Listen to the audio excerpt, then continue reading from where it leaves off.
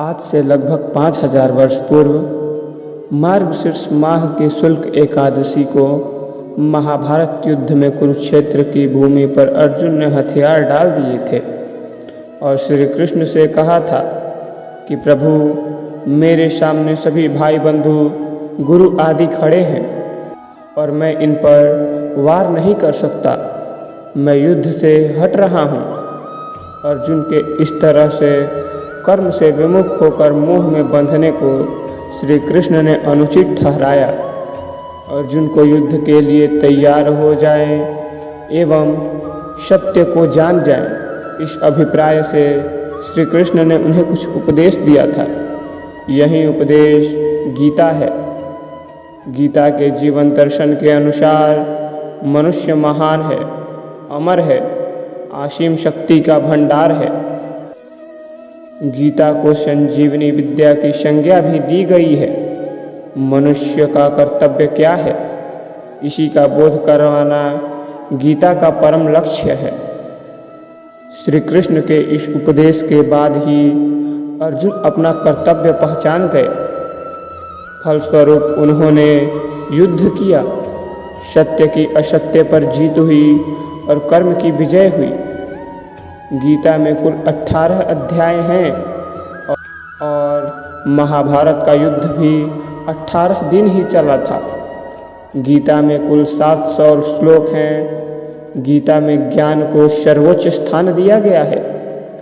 ज्ञान की प्राप्ति से ही मनुष्य की सभी जिज्ञासाओं का समाधान होता है। इसीलिए गीता को सर्वशास्त्रमयी भी कहा गया है।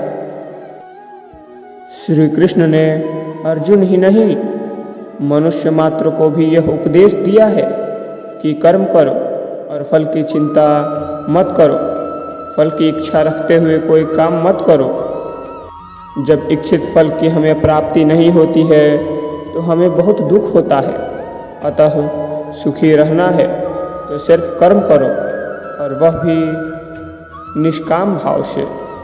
श्री कृष्ण का उपदेश सुनकर जिस प्रकार अर्जुन का मोह भंग हो गया था और उन्हें पाप और पुण्य का ज्ञान हो गया था, ठीक उसी प्रकार आज भी गीता का पाठ मन लगाकर करने से मनुष्य तर जाता है। उसके सारे पाप नष्ट हो जाते हैं और उसे मोक्ष की प्राप्ति होती है। एक राजा था जो अपनी प्रजा का बहुत ख्याल रखता था।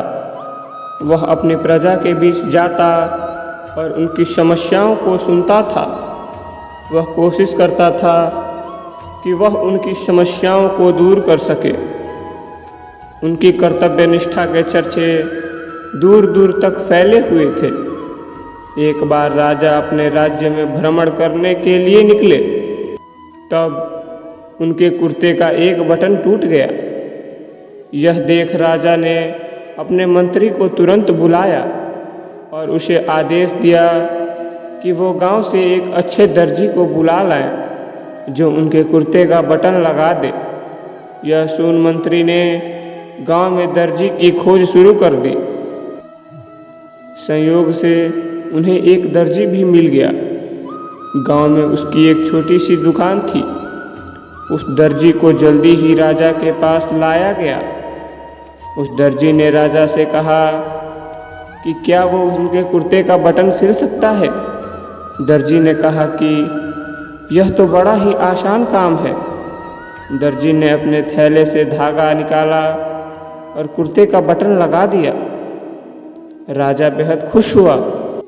उसने पूछा कि वो उन्हें कितना पैसे दें। इस पर दर्जी ने कहा कि इतने से काम के लिए वे पैसे नहीं ले सकता है। इस पर राजा ने कहा कि वो इसकी कीमत जरूर देंगे। दर्जी ने सोचा कि उसने तो बस धागा ही लगाया है, तो उसके 2 रुपये मांग लेता हूँ।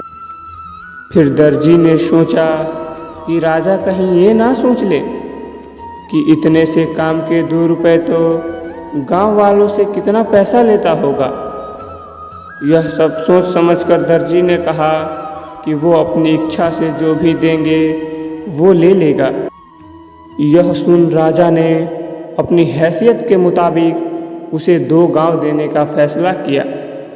राजा ने कहा कि कहीं समाज में उनका रुतबा छोटा ना हो जाए, इसलिए उसने यह आदेश दिया।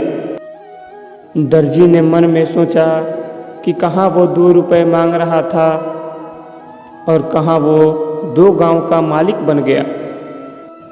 इस कहानी से हमें यह सीख मिलती है कि हम अपनी क्षमता के अनुसार सोचते हैं, लेकिन भगवान हमें अपने हिसाब से सब कुछ देते हैं।